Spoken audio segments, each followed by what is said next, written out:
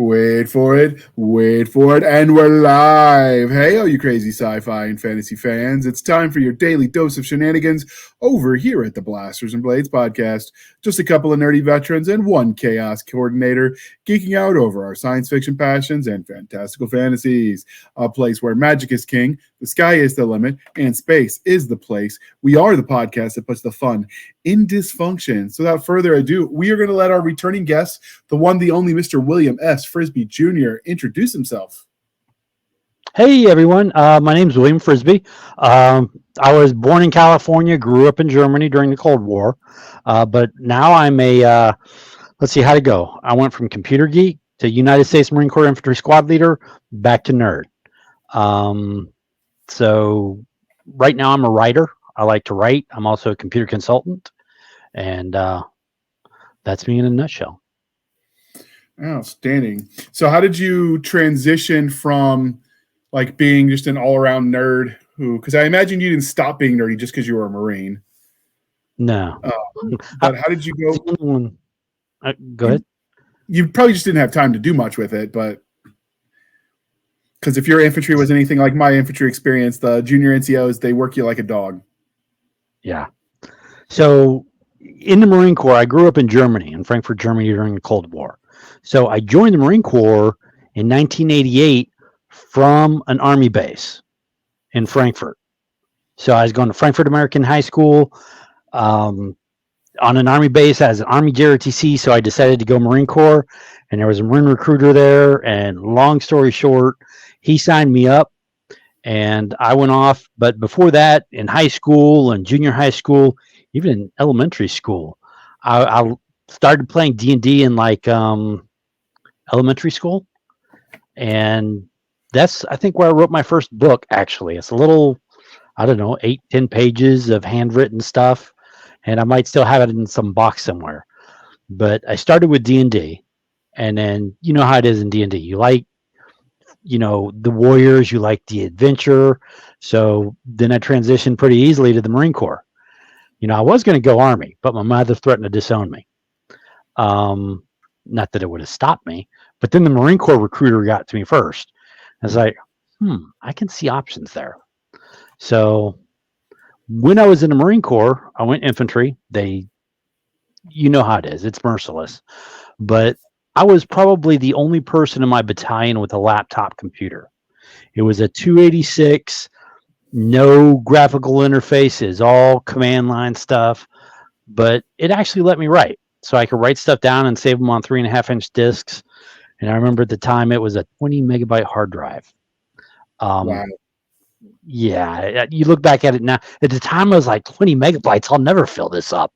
I filled it up. Yeah, nowadays that wouldn't even hold most operating systems. Yeah, it wouldn't even hold some of the documents that we create. It's nothing. But back then it was a lot.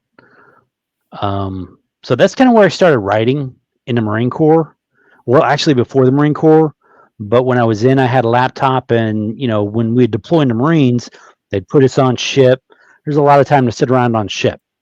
And when the Marines are on ship, the best place they like to keep us is in the rack, in our beds, out of the way. So we spent a lot of time in these very stacked bunks and just staying out of the way. And that's a great time to lay there, think, plot, plans, stuff like that. But then it was great, being in the Marines. I was in Okinawa. I was in South Korea. That was interesting. Desert Storm, Desert Shield. Let's see where else. Stationed in Hawaii, but we did 2 tours or 2 deployments to Okinawa. But then part of that, I was on Super Squad, which is a competition squad. They take the best people in the company, and then we compete at the battalion level. If we win at the battalion level, then they take the squad and we compete at the regimental level. And then we went to division level in Okinawa. So we spent a month in Okinawa competing against other squads in the division. So that was a lot of fun experience. The great thing about that, though, is I was never one of those spit and polish Marines, let's shine our boots and stuff. I loved being in the field. I loved, getting dirty and sleeping in the mud and other stupid stuff. And super squad was a chance for me to do that and avoid all the I don't want to use profanity, but other things that infantrymen and military personnel do, like inspections and all that stuff. We got to avoid that doing Marine infantry stuff, shooting and patrolling and stuff like that. So that really influenced me quite a bit, because I was dealing with a lot of great people on that squad. We competed. We came in second place at division. At good times. Then we went back to our regular unit, and shortly after that, I became a team leader. We deployed to Desert Storm.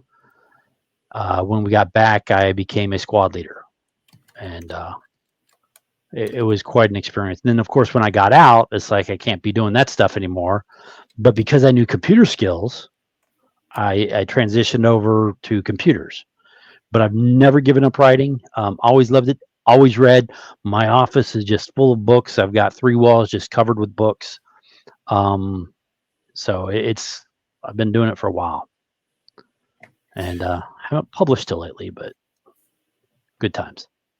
Absolutely. Yeah.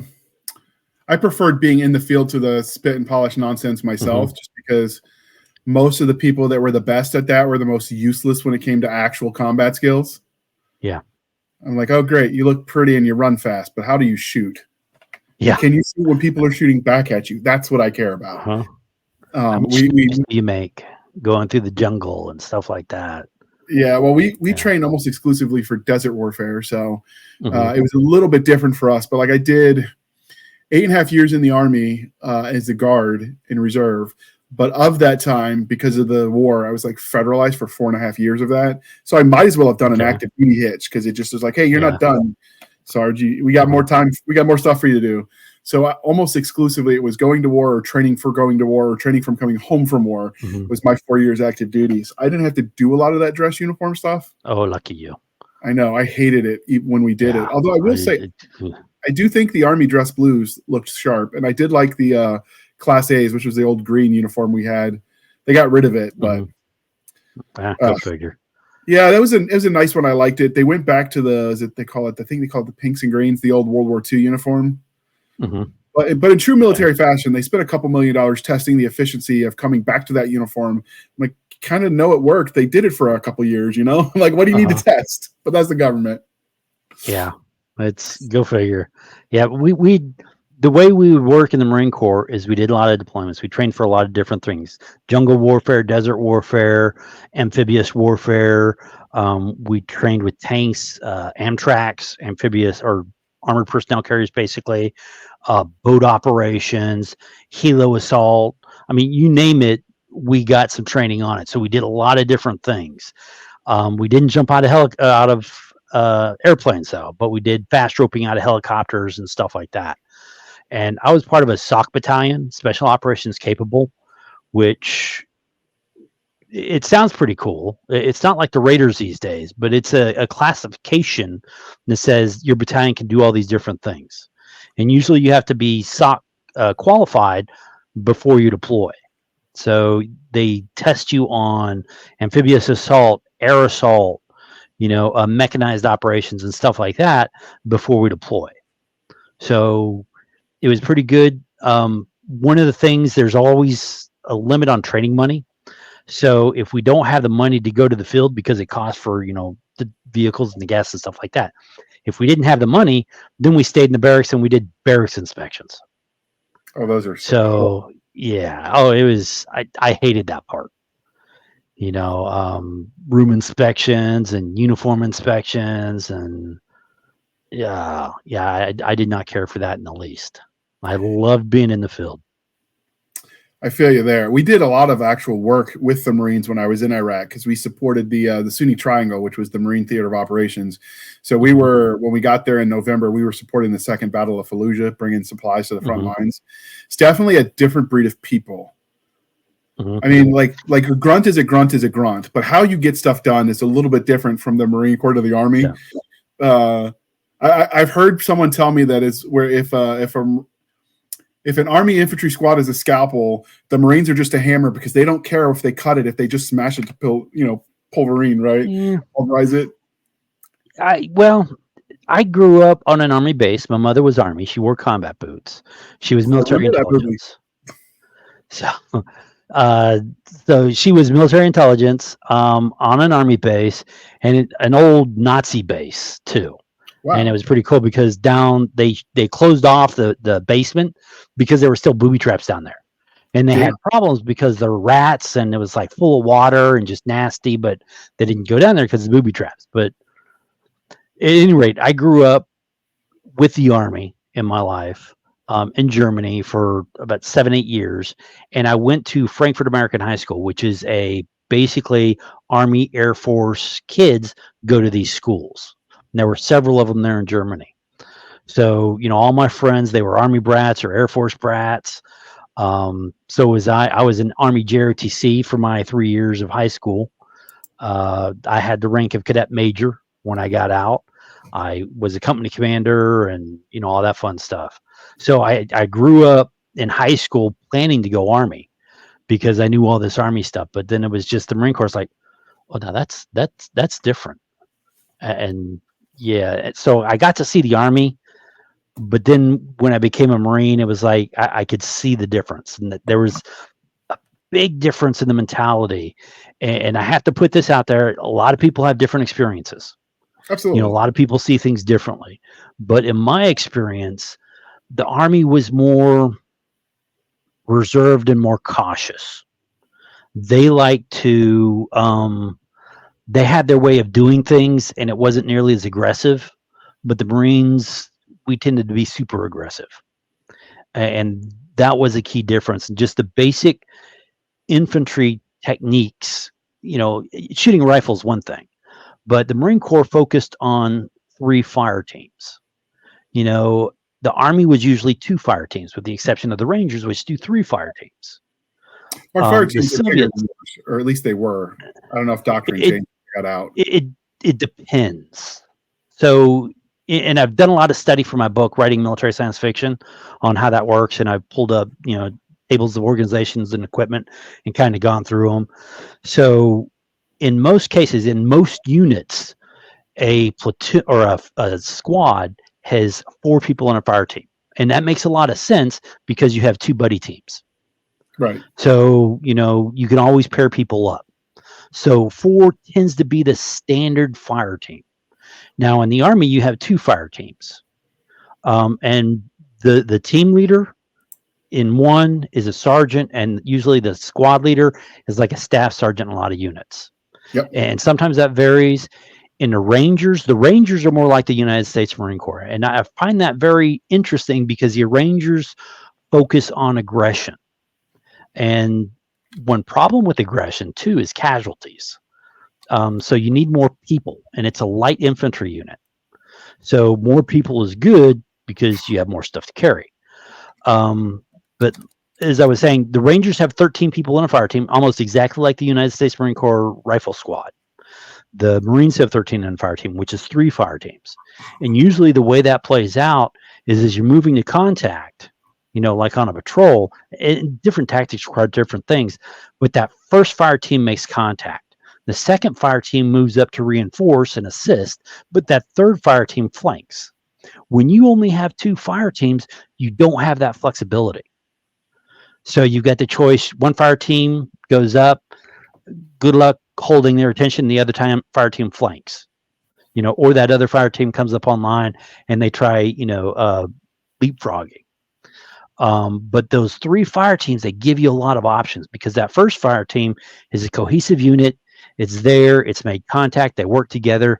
And then the squad leader has the option of, okay, well, what do I do with this second fire team? Do I reinforce them or do I send them with the flanking maneuver? All right. And sometimes that first fire team is taking casualties. So you might send in that second fire team to help them out. And then that third fire team is maneuvering for a better position, either flanking the enemy or getting into a flanking fire position. So it's all about, how it's deployed. Now with the 2 fire team squads, I see that a lot in mechanized units. All right. I want to say M2, and I'm probably going to mess that up, but What was the other? You had the M13, but mostly the M2 Bradley, the The infantry Bradley was fighting big. vehicles. Yeah. So as I recall, there were like 10 people in a squad. You had the driver, you had the vehicle commander, and maybe a gunner. But then you had the 2 fire teams, and then sometimes that 3rd or 4th fire team, and I'd have to look at my notes, but it's been a while, would be a heavy weapons. So the heavy weapons would usually have like a medium machine gun, or instead of having saws, they would have a medium machine gun, because mechanized troops, they don't have to carry that stuff everywhere they go. And if Yeah. you're infantry, you're not going to carry a 50 cal very far. That's not going to be your standard go-to weapon. That the M60 or the M42 Bravo, that's going to be your next best, but not everybody wants to carry that. And then the saw, when I was in, it was the M249 saw. There was one every fire team, and that was the ideal weapon. But mechanized had the advantage that they weren't so limited by weight. They didn't have to carry everything. So they tended to be a lot heavier with medium machine guns and stuff like that in 203s.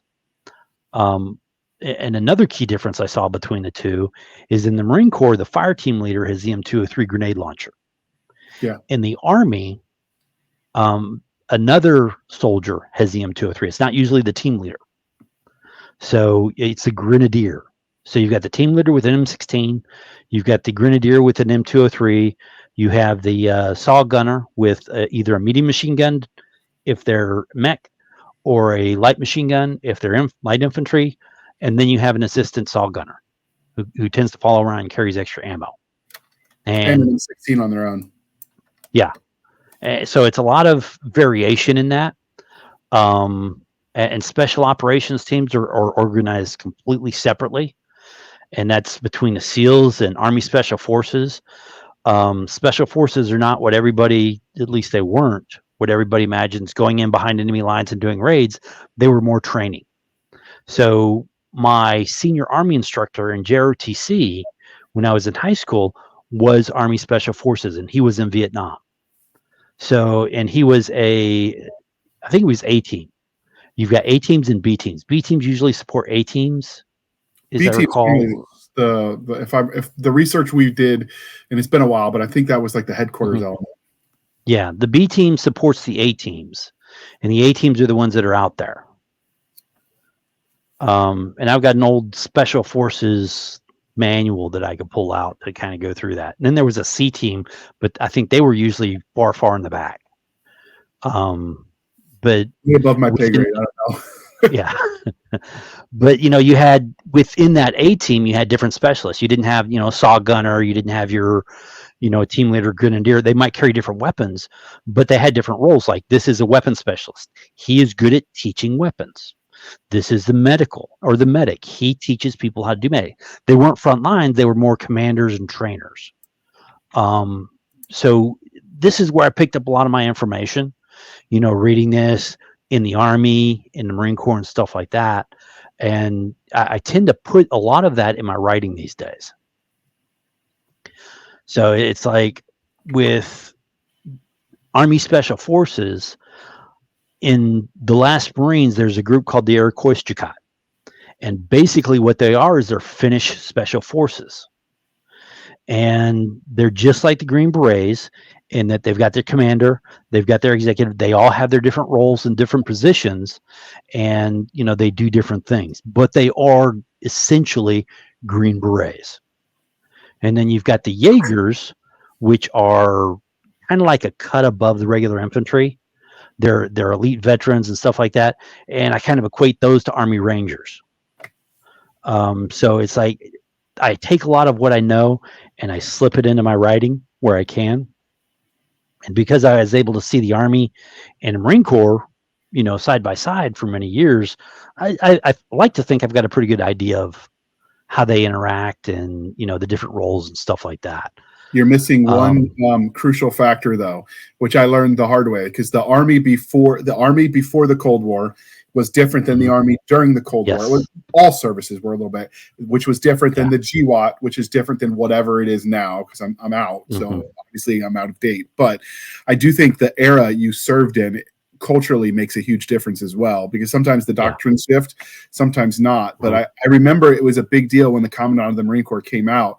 He was like, yeah, the war in Iraq and everything, but let's start going back to being soldiers again, or I guess in your case, Marines. But like he made a big deal about soldiers. Yeah, he made a big deal in a press release about the Marines going back to teaching like basic land nav rifle mark. Well, not teaching because they always did, but more focusing, making that the emphasis. Yeah, so. And you're right. There is a big difference in the generations. Speaking to some of the newer generation Marines, as we step up in the organization, so you've got your squad of 13 Marines. Usually there's 3 squads in a platoon, 3 platoons in a company, plus a weapons platoon, and there's a breakdown there, headquarters platoon, but you've got your company of 3 rifle platoons, basically, and then other support elements. And then within the battalion, there's 3 companies. So you see this theme of 3s throughout things. Now, at the battalion level, you'll have 2 additional companies. You'll have a weapons company, and then you'll also have a headquarters company. Now, within the infantry platoon, it's my understanding, and more recent veterans who've been there might be able to confirm or deny this. It's my understanding that during, after 2000 or so, when we were doing a lot of urban combat, a lot of desert combat, they got rid of most of weapons. They took that weapons platoon or took that weapons company, and they either made a completely separate platoon or company out of it, or they folded those troops into the original line companies to fill those out. And that was always a problem is, I say that there's 13 Marines in a squad, 4 Marines in a fire team, but that assumes that you have a full, 42 people in a platoon, which is never the case. You always take some people. Yeah, you always send some off to mess duty and other duties and stuff like that. So you never have full strength. Are you familiar with the balloon theory? With the what? The balloon theory of force structure. No. Getting a little wonky because I studied this in ROTC in college, but basically the idea was that it's a lot easier to train the average Joe E1s than it is obviously to make a qualified sergeant. So the idea is we went light on all the TO and E's, so each unit would be under strength intentionally, because in the event of a mass draft, you could take all of your people, promote them up 1 or 2 ranks, and suddenly your draftees are going in, and you've still got seasoned, and you could grow the force that way, which is why you were routinely under strength. So when I was in, it was still we were training 12-man squads is what we were taught at basic back in '98. But the understanding is you're never going to be in one of those, because unless World War III happens, you're pretty much screwed. But circling back to what you said about the team of 3s, that made me chuckle a little bit. I was muted because we were talking about that with my squad leader when I was in Iraq. He was a former Marine. He got off embassy duty, thought he was going to come home. So he was like, oh, the guard, that'll keep me out of deploying so I can just relax and enjoy life. And 3 days after he joined us, he got the deployment orders. Oh, that's so we got a little bit of the cross training with like how they did things. And that was when we were talking about the different organizations, because we were training up some new people on light infantry tactics, which is ironic since we ended up doing all mounted stuff. But while we were doing that, he was talking about the 3 teams of 3s, and his answer was because of the Holy Trinity and Jesus loved the Marines more. He was very Catholic, so it makes a lot of sense. I know we were never full strength.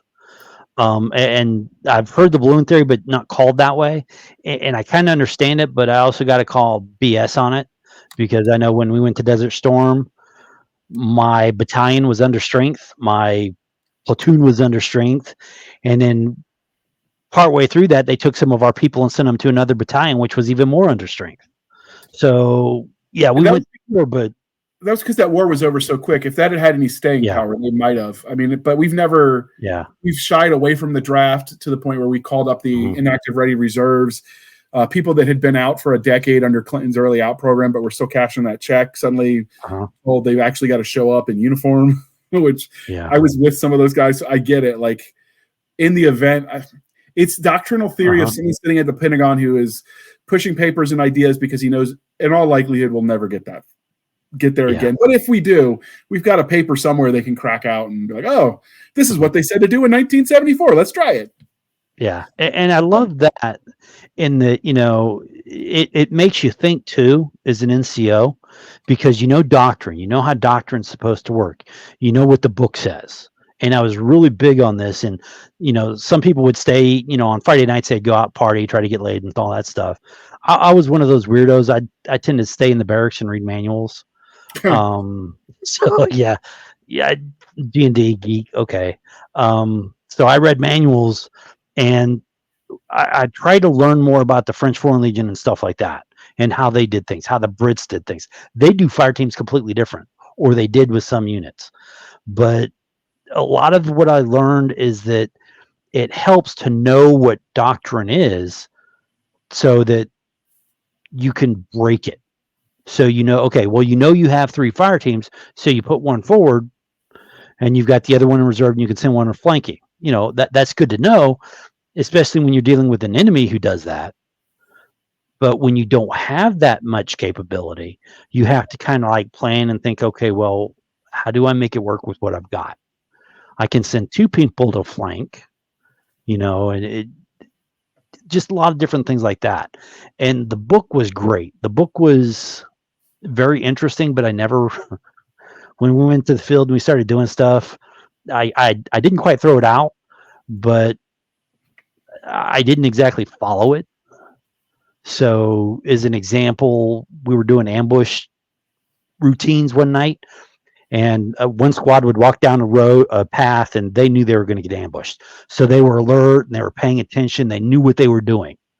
All right. The other squad was supposed to set up the ambush, and then we'd rotate out.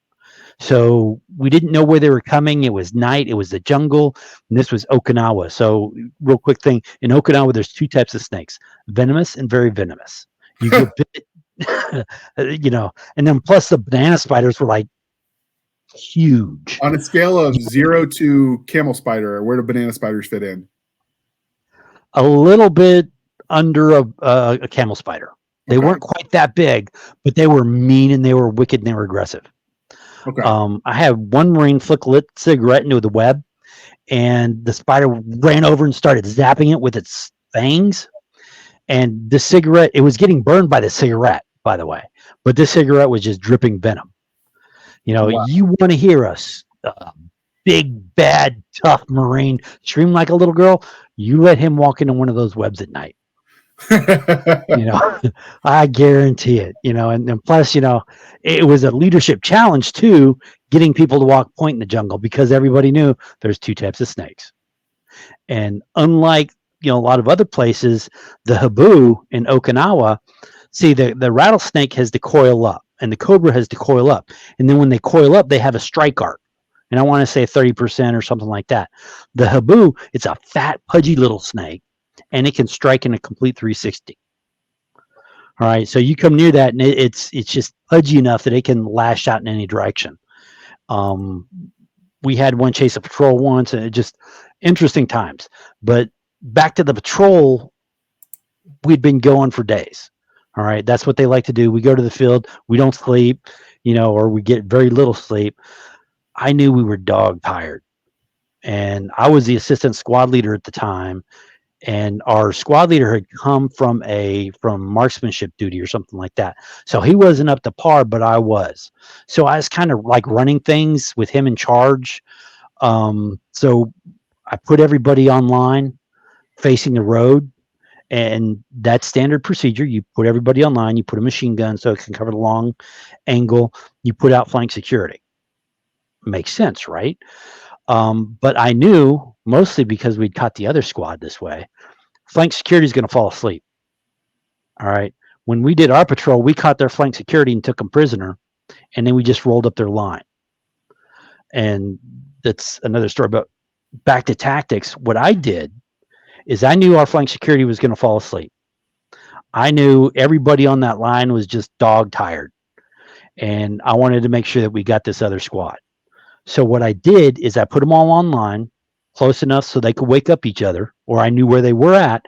And then I went down that road a ways, and I sat there on the road waiting, watching, listening for them to come. So then when I heard them coming, I went back and started waking everybody up, and then we were ready for them.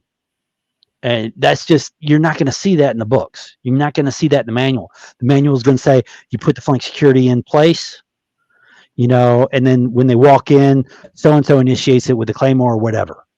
All right. But you got to take more than that into account. You got to take into account your people. They're going to be tired. They're, even in a spider infested, snake infested, they're not going to be as alert as they could be. And, people like to say, yeah, you shouldn't fall asleep, but the hard reality is, when you drive people that hard, they will fall asleep. And they were driving as hard. And I've never been one to fall asleep, but the ambush worked out very well for us, just because we didn't follow the standard doctrine. And same when we were detecting the ambush. Usually, detecting the ambush is like there's a couple ways of doing it. You have your lead element, 2 to 4 people is your lead fire team. They move ahead of the rest of the patrol or squad to find the ambush. Sounds good. But we weren't playing that game. So it was like me and another Marine. We snuck forward like 100 meters, listening, watching. And then we come back, get the rest of the squad, bring them up. Then we'd go another 100 meters. So you're not going to see this in a lot of, manuals and stuff like that. But it helps to know what the book says, so that we knew when we found them, we found their flank security sleeping. So we knew they were flank security, and we knew exactly where the rest of them were at that point. So it was really good to, understand doctrine and all that. And I've never been one to think inside the box. I always like to say, okay, well, this is doctrine. How can we not do that? That got me in trouble a few times. Yeah, it would get me in trouble too.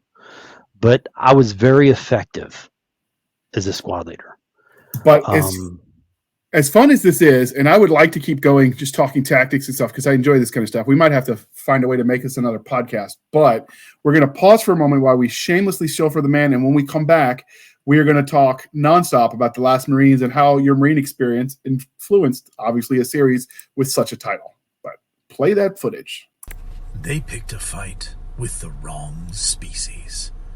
A nation at war, the United Stars of America, born in the conflagration of an unprovoked alien attack. The newest entrant to galactic politics took the few crumbs of hypertech gifted to it and ran with them, soon expanding over dozens of star systems and establishing a wide trade network, protected by its powerful navy and the dreaded Warp Marines.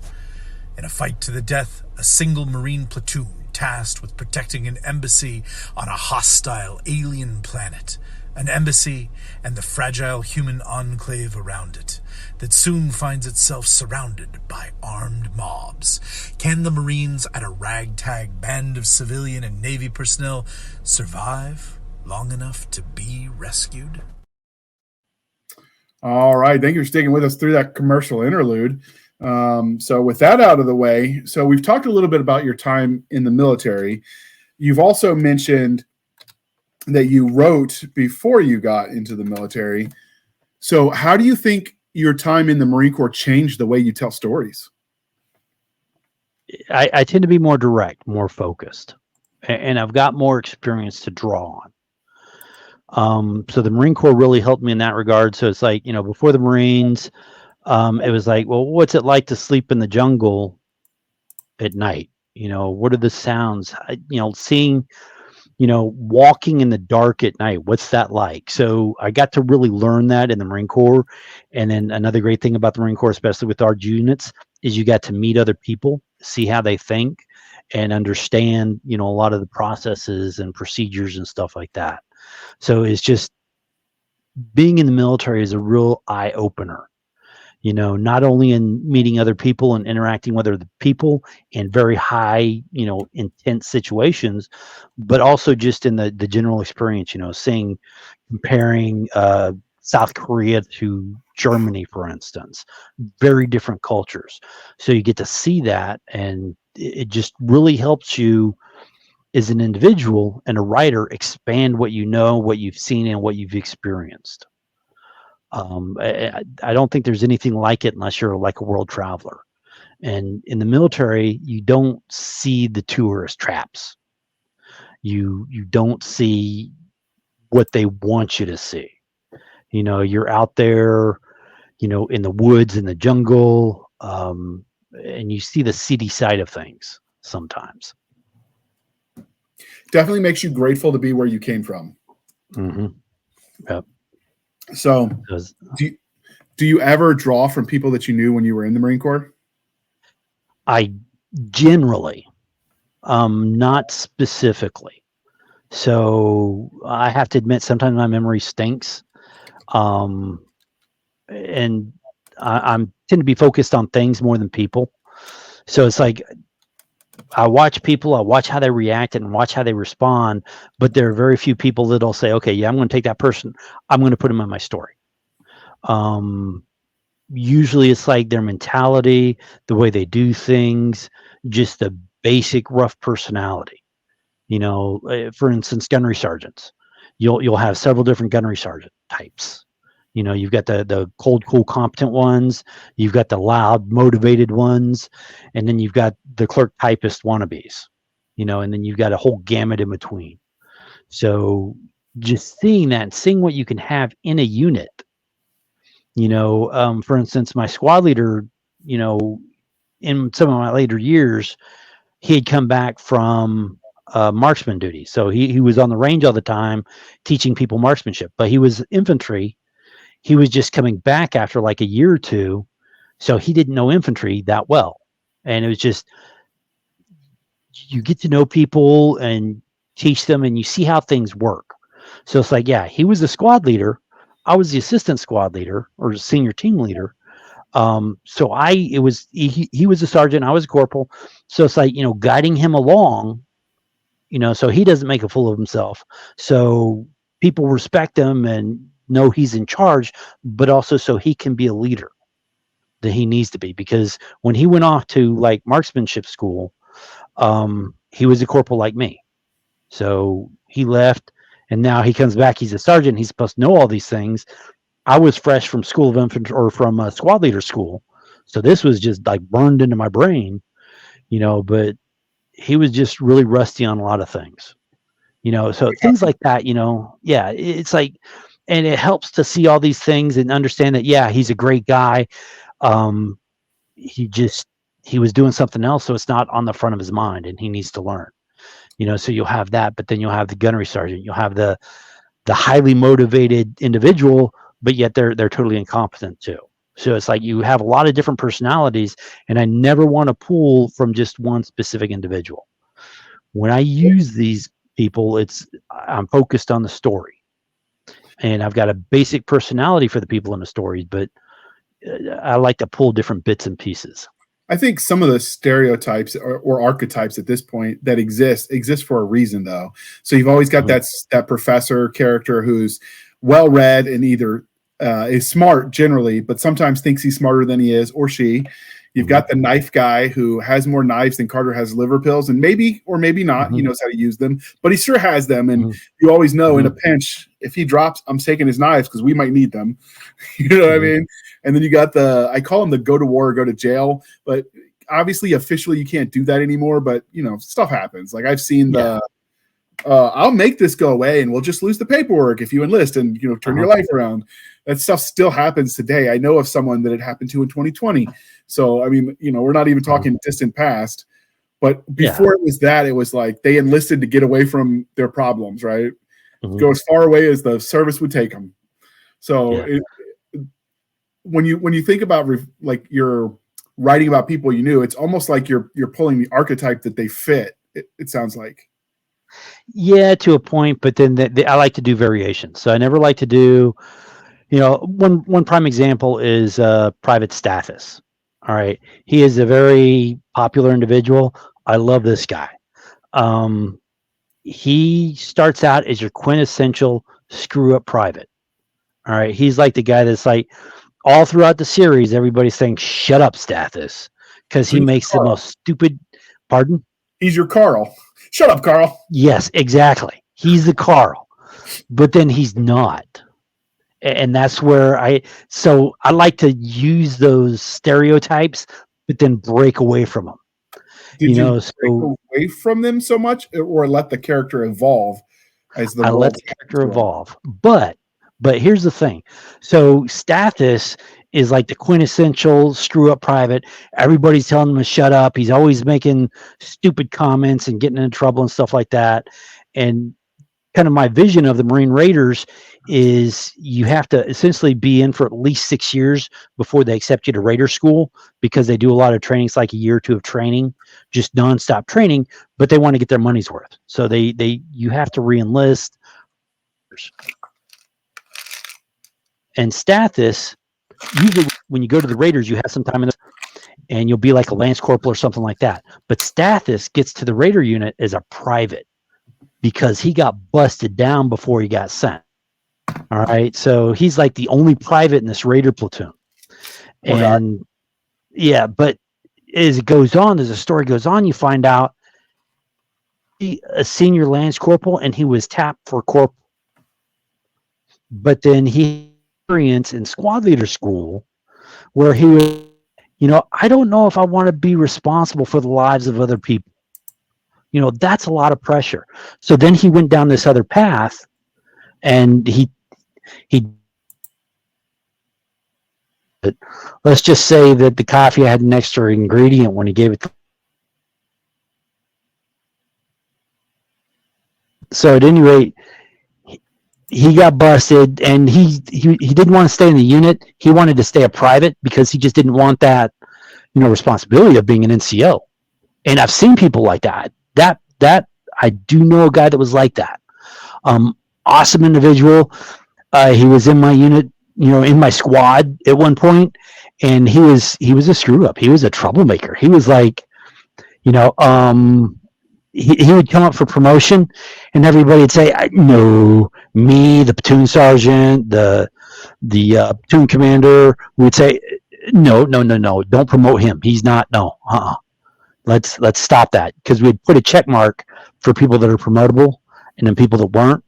So we'd say, no, he's not NCO material. No, do not make him a corporal, period. All right. But we were doing a deployment and we forgot. And he got promoted to corporal. And he became the best damn corporal there was.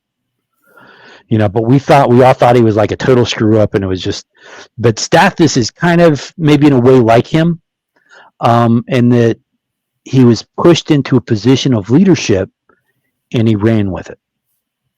And the thing with Stathis is, you want to say, he's a typical screw up private, lazy, but Stathis isn't lazy. He's a damn smart individual. So it's like in certain situations, everybody's sitting around or something like that. A private would be sleeping or, playing his game or whatever. Stathis would be practicing magazine drills. Or, he'd be practicing, martial arts moves, fighting in zero gravity or something like that. But as the series goes on, you slowly start to realize that Stathis is a badass. He comes across as a stupid infantryman, but he's not. And then by the same token, you've got the gunnery sergeant. If you took Gunnery Sergeant Highway from Heartbreak Ridge and merged him with the physical appearance of the Rock, you would have Gunnery Sergeant Matheson. All right. Big guy, bald, just a really tough guy. You don't want to mess with him. He talks a hard line. He's just, he's there. But then even in book one, you realize that he has doubts, and he has this problem that nobody notices, and you don't realize until later, and I'll get to that in a minute. But when things are going bad and he's having doubts, his hand starts to shake. And what he does is he'll tuck it into his belt or, brace it or something like that. So he might go around like this because, he doesn't want anybody to see his shaking hands. And you'll see that all throughout the series. Now, one of the interesting things, and I cover it, but I don't think most readers see it until much later in the series, is that in one of the very first chapters, Stathis and Matheson are in a fighting position that's getting shelled. And they're in there, they're in powered armor, they've got a metal plate on top to keep shrapnel from coming down, but they're in there just waiting for a round to come through that metal plate and kill them. And they're in there with another Marine named, I think, Corporal Benson. And so they're in there shoulder to shoulder. The gunny'd gotten trapped in that position as he's walking the lines. And they're talking, trying to ignore the death that's coming down on them. And at that point, Matheson's hands start to shake. All right. He thinks nobody sees it because he tucks it under there. But what we don't realize until much later in the series is Stathis actually saw that. He saw that handshaking and he realized that, okay, the gunny's a badass. He's a really tough guy. He puts on this show, but he cares. He's scared, but he can overcome it. And that starts to shape Stathis throughout the series because he knows at that point, then he can start looking at the gunnery sergeant and saying, okay, yeah, the gunny's near the edge. And then so it'll happen all throughout the series. I don't know how many people really pick up on that consciously, because a lot of it, the gunny will be in a bad situation and be like, okay, we're screwed. We got to do something. He's trying to cycle things through, and Stathis says something stupid. All right, and that something stupid resets the gunnery sergeant's brain. It's like, shut up, Stathis. But then that takes the gunny out of his kind of misery, if you will. So it's, I think, a really good dynamic that most people aren't going to really see until they really, start to evaluate things. But it's like the gunnery sergeant, he's got his own personality. He is pretty competent, but he's getting older, and then Stathis, in the same situation. And that's where the series progresses and where it goes. So let's back up to the series. So first off, obviously it's called The Last Marines. Where did the idea for this series come from? So we can introduce people because we're talking. You and I have talked about this series, so I know a little bit. Not everyone listening might. So let's start from the beginning. First off, where did you get the idea for the series, The Last Marines? So that kind of goes back to I wanted to write to market, and then I said, heck with that. I was having too much fun. So I sat down and I figured, okay, well, what's out there? What do people like to see? And then plus I wanted to make a universe that I could expand on, that I could write at from different angles, that was very interesting and unique and had options. I wanted a lot of options in the series. So that's where I came up with The Last Marines. But then I was like, okay, well, let's take something I know, United States Marines. Let's throw them into the future. All right. But I want them to have powered armor. I want them to have implanted artificial intelligences inside their brains. So I had all these things I wanted in them and I wanted them to be aware of. And then, so I built that, but then I wanted them in the future. And it just kind of like rolled out and went from there. So I started out with 4 Marines fighting some war on Papua New Guinea against a socialist union, I believe it was. And basically it was a raider platoon. Their job was just to go in there, and they were going to be sent to Europa. There, at that time, this is the late 21st century. We had a base on Europa around Jupiter. And then the Socialist Union, which is a collection of other countries, they were out there, and it's just a lot of fighting and bickering and stuff like that. You know how it goes. And so they were in that. They were being sent to Papua New Guinea, which was a kind of not a Cold War, but it was working up to a fight. And their goal was to just go in there as a platoon, as a raider platoon, before they go to Europa, just get blooded, spend some time in a combat zone, become a team. All right, only for a short time. But while they're there, I forget what I call it, but it was basically the Tet Offensive. So they're there with a line battalion, doing training and maybe some patrols or something like that when the Tet Offensive happens. And the Tet Offensive there in Papua New Guinea was you had the rebels there in New Guinea, and they were reinforced by a major superpower, and then just bad things happened.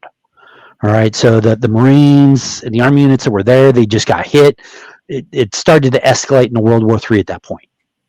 So the company commander who had this platoon of raiders, they were raiders, they were elite, so he wanted to use them like regular infantry platoon, and he did. He put them on the front. He said, okay, these are elite guys, let's put them on the bleeding edge. And they suffered, they took casualties, all right, because they really were the spear tip, and they were defending a line, and they got hammered hard. But they had the advantage of the Scoobies, the sentient cybernetic biological interface, which is basically a computer, an AI that's part of them.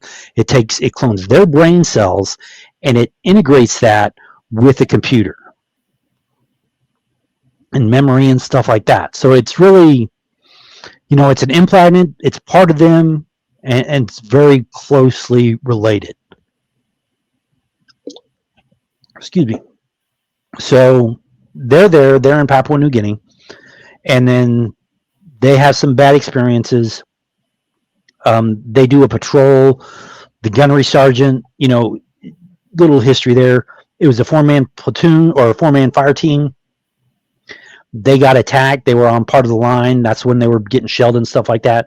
Then they got attacked, and they took casualties.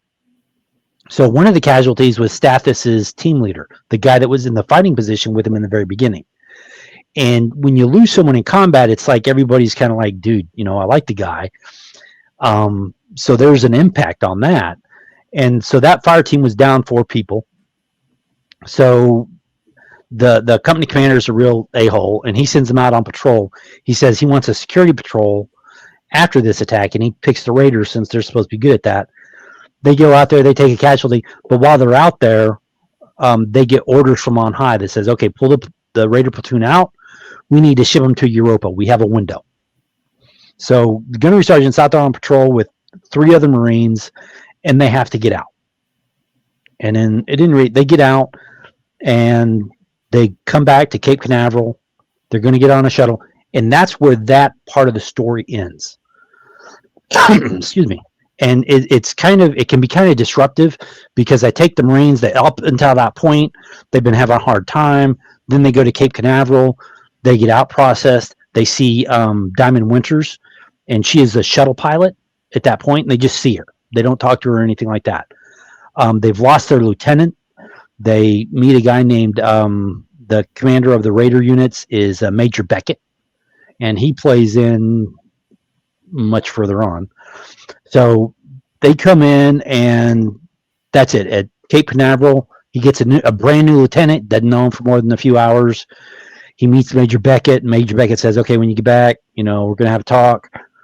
And then it stops, because technically next they get on the ship, and they get sent off. During that time, when they get on the ship, they get put in stasis for the time that it takes to get to Europa. The ship gets attacked and destroyed. But the stasis pods are in different parts of the ship. So it's Stathis, the gunnery sergeant, Diamond Winters, and Sergeant Levin, who's Stathis' squad leader. Those are the only 4 survivors from that platoon and from that ship. And they're in stasis. Their stasis pod part of the ship goes flying off to deep space, where they're not found for like 400 years. So it's a Buck Rogers moment at that point. All right. Then, you step back, and you have Scotty. Now, I mentioned Scotty is a member of the Iroquois Jukat. She is Republic Special Forces. It's one of her jobs to go in there and train locals. That's what she does. She's opposed to the SOG, and during this 400 years, social organizational governance has taken over. All right, and they're very boot hill, thuggish, and they make the Nazis look like good guys. All right, very, very mean people. And so SOG is taking control of everything, and the Vipau Republic is a group of ships, think like Battlestar Galactica in a way. Their homeworld was destroyed by the governance, by the social organizational governance, and they fled aboard ships. And they've got home stars, which are big, massive, hollowed out asteroids that can go into faster than light. Then you've got your battle stars, which are just big, massive super dreadnoughts, and then other ships. And they fled on those. So they're lurking in deep space trying to fight back against the governance. And that's the Power Republic. Now, one of the things with them is their homeworld was a lot of Finnish, German, Swedish. A lot of these cultures went to this homeworld called Midgard. All right. And Sog destroyed Midgard. So when they left, they were more peaceful, but they wanted to get back to their warrior roots. They wanted to, a lot of time had passed. So they kind of, we lost a lot of our warrior culture. Let's bring that back. So they bring that back in a combination of, they end up like Vikings, but not with the horn helmets, but Viking mentality. And you've got the Iser, which are infantry.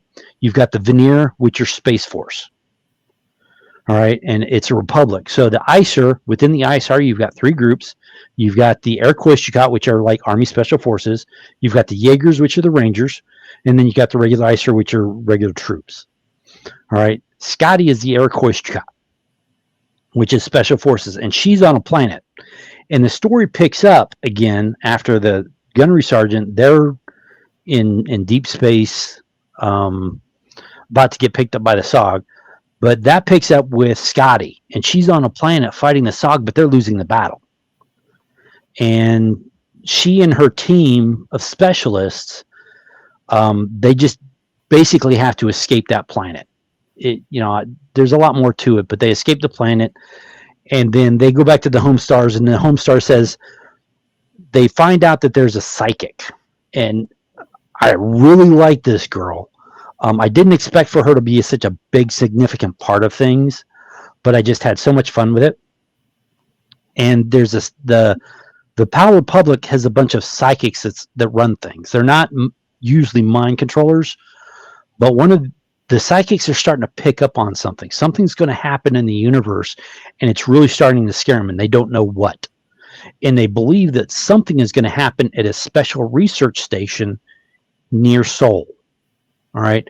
Now, at about this time, that special research station that they're kind of thinking about or hearing about, that finds the 4 U.S. Marines in stasis, and it brings them out. And at the station, what they're doing is they're trying to research FTL communications because the governance is growing large. Now, it gets more interesting in that space travel is done through wormholes. So if you're going to travel from point A to point B, you open a wormhole and you kind of like drop in, and the deeper you go, the further you can go in real space. All right. And then when you come back out, you've traveled the distance. Now, nobody really knows what shore space is or what it's about or anything like that. It's just one of those, think of it like the ocean during the wooden ships. We knew it was on the surface, but we didn't know what was underneath it. And that's what it is like with shore space. They understand the mechanics and stuff like that, so they can dip in and out. So at any rate, back to, you've got the Power Republic. They're going to send an expedition to find out what's going on. That expedition is led by Scotty and her Special Forces team, but they have an attachment of Sif. Now, Sif looks like a 12-year-old girl. She's not. She's like almost 200 years old because the Republic has longevity treatment. But she is, she's a certified badass because she looks like she's 12. She's not. She has something called Kalendrum or Kalman syndrome, and it just basically keeps you from going beyond puberty. But that gives her an edge, and she's a special agent, a lot of stuff there. But she is psychic, and we don't learn how psychic until much later. And her original goal was just to keep the Iser from killing the Marines on the station, but she evolved well beyond that.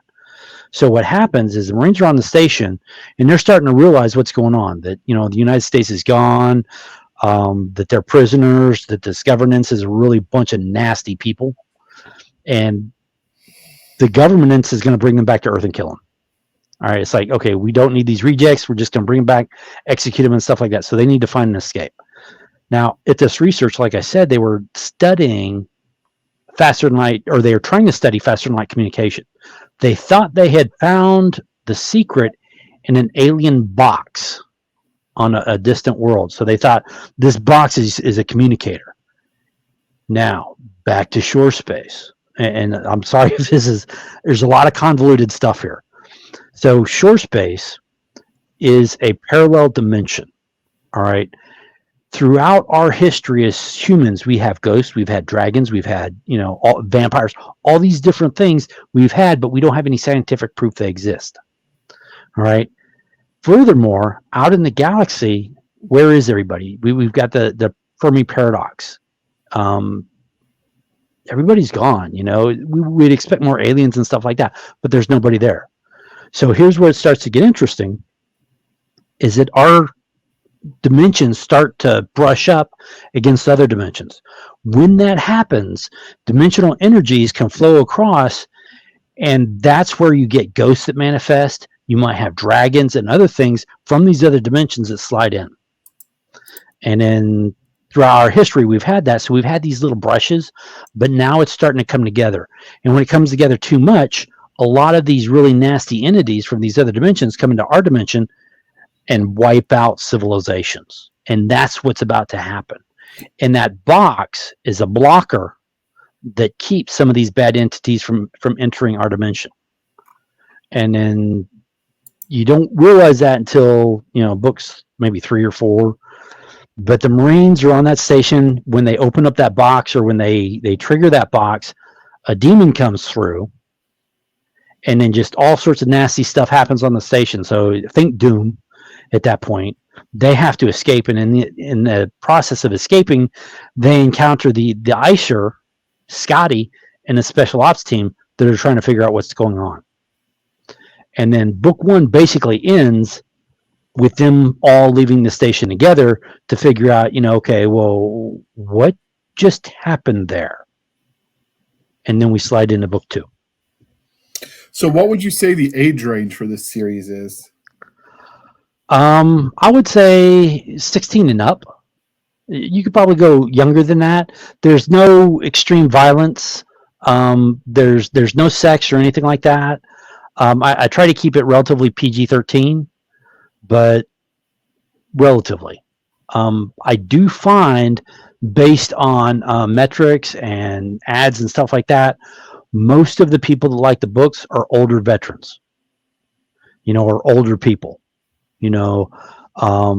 Because they I think can really associate with a lot of what's going on there. And I grew up on Battlestar Galactica, Buck Rogers, Babylon 5, Doom, and a lot of these other things.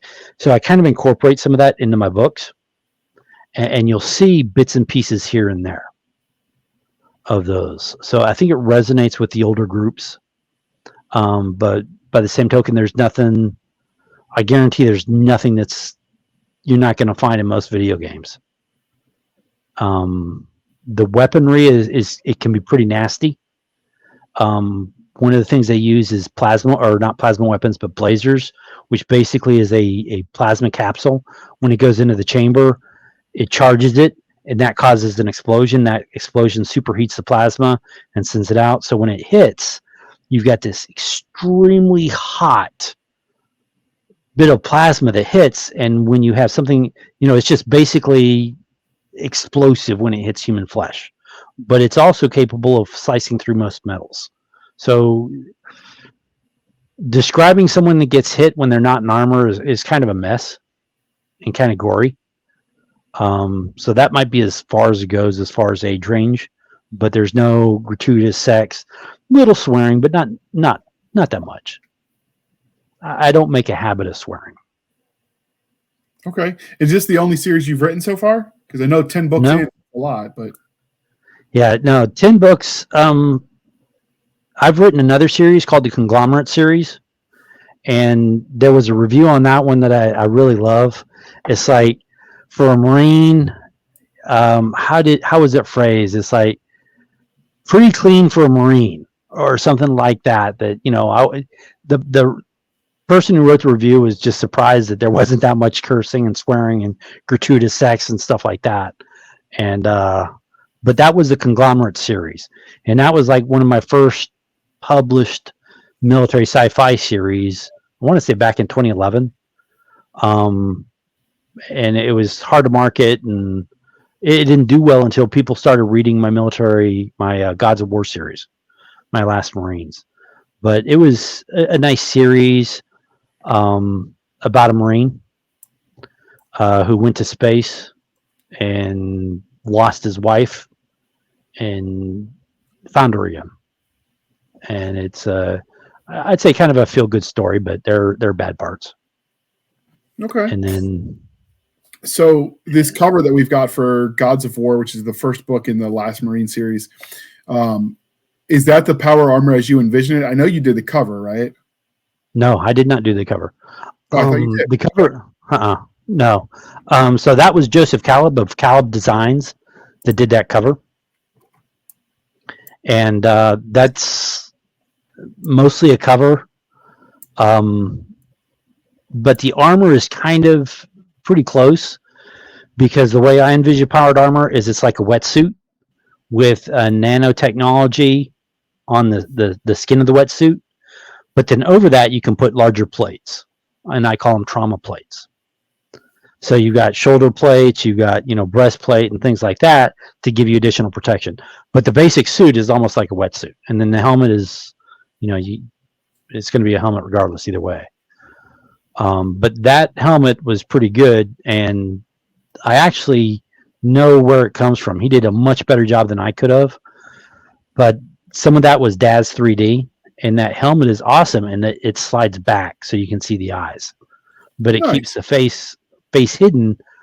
So I was actually able to go through, after I saw the cover, I found the way he did it, and I've been able to recreate it in some other things, and I have like the gunnery sergeant with the helmet off and stuff like that, and it looks just like that, but not. And Caleb Designs did an outstanding. They do all the covers. Excellent job. Very, very well done. Kudos to Caleb Design. This is one that you have for one of the series, your free short story. Yeah. So I did that cover. That's a cover that I did. Yeah. And then, yep. And I did that one. But that was definitely Caleb. Go ahead. That was definitely Joseph Caleb, or Caleb Design, that did it. Cool. So you've got the series. They're sort of stuck into the future. You've got 10 books out as of the day we're recording, because we're recording it on the Ides of March. We thought it was sort of fortuitous day to record a story about the Last Marines. Do you see that series to keep going? Do you have like an end in mind? I have to write more stories because of the way 10 ends. So when I write, I do it by arcs. So books 1 through 6 is one arc, and it's the Van Hat, which are the alien, the demons, incorporates a lot of these nasties from history. Now, books 7 to 10, when I originally wrote 1 to 6, then the publisher said, okay, now it's time to do the next ones. And I'm like, okay. So I did the next series and started adding to that. So I did the next one, which is the AI Collective. So one of the things in book 1 is the AIs, after the Marines left and before SOG took power, there was an AI war. The AIs basically destroyed the United States. All right. And then the governance and everybody thought the AIs were gone, but they weren't. And we learned that in book 7, that the AIs did not lose the war. They just wanted people to think that. And then so book 7 to 10 is another arc that I call the AI Collective, and it involves the AI, and it involves the Van Hat from the first 6, and it's a complete separate arc. So where 10 ends, 10 ends in a very interesting place, because at the start of book 7, I actually tell you how that arc is going to end and where we're going to be at book 10. The very first chapter, Stathis is doing a recording because he's getting ready to leave Earth. And in book 10, at the very end, he's taking that recording and he's giving it to Scotty, essentially. And then books 11 and on, I have to write just because of all the things that happen in book 10. Book 10 kind of like ends a lot of arcs. And the way I write is a lot of different people get involved. So, for instance, in the first 6 books, you had the 4 Marines, you had Scotty, her team, you had Sif, and you have all these different characters, and they all have their different arcs, and the arcs work through all the different books, and then everything collides at the end. So book 6 is a very intense book where it's like people don't know what's going to happen, but then you start to realize things from book 1 are impacting things in book 6. So there's a lot of tied in pieces. All right. If you haven't gotten to book 6, spoiler alert, Major Beckett is not dead. And he ends up in book 6, and he's very central to everything in book 6. And in book 1, Levine, Sergeant Levine, he has a K-bar, and you'll see references to the K-bar all throughout the 6 books. But it really becomes central in book 6 when he's ramming it into the skull of a demon. So it's like... As one does. Yes. So it's like all these different pieces come together in the end of the arc. And that's how it is with book 7 through 10, is that's another arc. Everything comes together.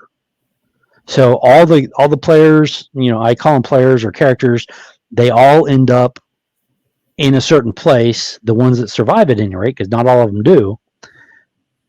And then I've got things kind of like most of the loose ends tied up. So I can continue with the next arc relatively fresh. So it's, and there's, one example, and kind of, I don't want to spoil it if anybody's read things, but it's interesting because a character shows up, and I want to say book 4. He's a mystery character. And you don't figure out, because he's going through things, he knows things that nobody else should know. He knows that the gunnery sergeant and Scotty are going to be going by a certain space station at a certain time. They're going to request certain things, and then they're going to go off and they're going to do something. He knows that before they actually arrive. And he has bits and pieces throughout, and he shows up at a critical junction in book 6 to help Winters inspire the other people and go and save the gunny, because he knows that the gunny is going to die if the gunny's not dead already, and he knows a lot of things are coming in. But you don't really find out who he is until the very end. But then you also find out, and it's not General Beckett, you also find out that this mystery character has actually been there since maybe the first or second chapter. So it's, there are a lot of pieces that come together, and a lot of, interesting things. And I do the same thing with the next series with Beckett. It starts out, you think, he's a really evil dude, but then you start to realize that even dating back to book 6, he wasn't evil. There was something else going on. And then by book 10, you're just like, you're kind of rooting for the guy, I hope. But it's interesting stuff. Do you have a favorite character? It's a toss-up between Stathis and the gunny. Okay. So Stathis is, like I said, you'll see him, and I bust on him a lot. But he's a really funny guy. He's a great guy. So if you use Gunny from Highway from Heartbreak Ridge, did you use the famous line, "I was the commanding officer of my Marine Corps ROTC detachment"? No, I didn't use that one, but there's plenty of other ones. There's one point in, I want to say book 7 or 8, where the gunny is actually promoting Stathis to lieutenant. All right, spoiler alert. And then he wants Stathis to get out of his office So he gives Stathis a map and compass.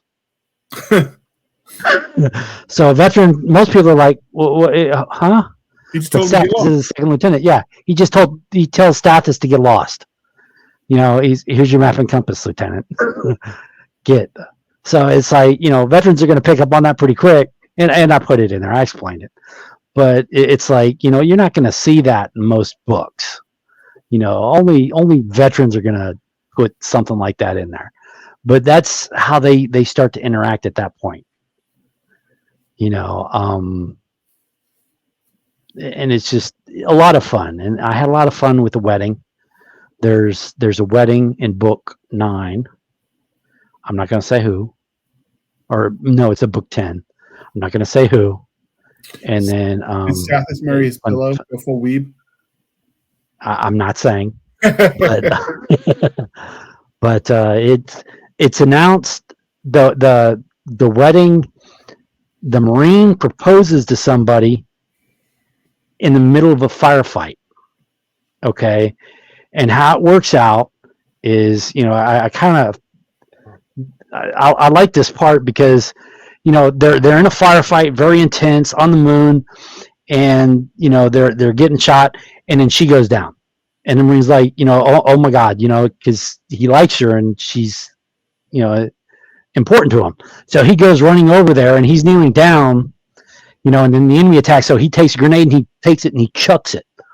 All right, but he still has the grenade ring in his hand. But she gets up and she says, what's your problem? If you're kneeling, you better, I forget what she says, but he says, he's thinking, it's like, well, what do I do? And, it's a dumb thing. And you've seen it in the military. It's like, well, will you marry me? And he hands her this grenade ring, and that's how he ends up proposing to her. And then he realizes who he's talking to. And there's other factors involved. And it's like, I shouldn't have been screwing around and said that, but now I'm committed. So she takes a grenade ring and says, yes, I'll marry you. And then it goes on from there. Nice. But it's like, it's an interesting little piece. Would you live in this world? I had fun with it. Would you live in this world? It was very dark. So probably not. Yeah, probably not. There's a lot of bad things that happen. It'd be interesting, but then that's a curse. May you live in interesting times? Absolutely. These are interesting times. Is it because close to Warhammer 40K levels of dark? Not quite that. There is some influence from Warhammer 40K. But I don't, it could be to a point. Things just keep getting worse. At the end of book 10, things are down to the wire. Humanity is basically retreated to 2 places, Earth and Jupiter. All right, they've lost control of the moon. They've lost the capital of the governance, where Matheson was in control, was the moon. But they lose control of that, and they have to return to Earth, which is a radioactive wasteland. So things are very, very dark at the end of book 10, and they're not so dark at the end of book 6, but there's room for improvement in 6. Because 6 ends with them saving the Sol system from a Van Hat invasion. And it's like, yay, we won, we saved Sol. But then as book 7 picks up in the next series, it's like, mostly they saved it. But there's still a lot of cleanup. There's still a lot of problems. And, things just, and then you introduce the AI, which have decided that humans are a liability and need to be wiped out. Pardon? Including the ones in their heads? Yes. Oh, and that's just the tip of the iceberg. So the AI collective is one of the things with the Van Hat, with the aliens, the demons from the other dimension, is they take over and manipulate organic beings. All right. So with their energy, they could turn you into a werewolf, a vampire, other things like that. They just do different things. Different demons have different abilities. So throughout the series, the Marines are fighting trolls, they're fighting vampires, they're fighting kind of zombies at one point, and then in book 6, they end up fighting a dragon. So if you look at the cover for book 6, you've got a Marine there, holding a dragon, at bay. That doesn't really happen in the book, but the concept is there. There is a dragon, and Stathis has a great line with that one, but there's a dragon in book 6. So it's like very interesting in that regard. But then the aliens, the AI collective, because the Van Hat infect basically organic beings, the collective believes that they're immune to the Van Hat, that the Van Hat will ignore them. And they figure, well, if the humans are all wiped out, then the Van Hat will leave and we don't have to deal with them and they won't be a danger to us. So you've got the humanity and you've got the Van Hat and you've got the AI collective. They both want to wipe out humanity basically for different reasons. And that's the AI collective has made that decision in the second series and they're starting to come after mankind. They're not friends with the Van Hat, but they're not exactly enemies. And at one point, the Marines are fighting Van Hat on the left, AI collective on the right, and they're both coming for them. And the Scoobies, the implanted intelligences, they're also part organic. So they are a threat because they can be infected by the Van Hat, according to the collective. Okay. So it gets to be a mess. So was there anything we didn't cover that you think the audience needs to know before we wrap this up? Because I realize we've been going for about an hour and a half, and I promised you an hour. I'm working on books 11 to 14 now. So it's not the end of the series. It's not the end. I've got some ideas. Operation Seraphim is coming. And basically what that's about is if you follow the arc to 10,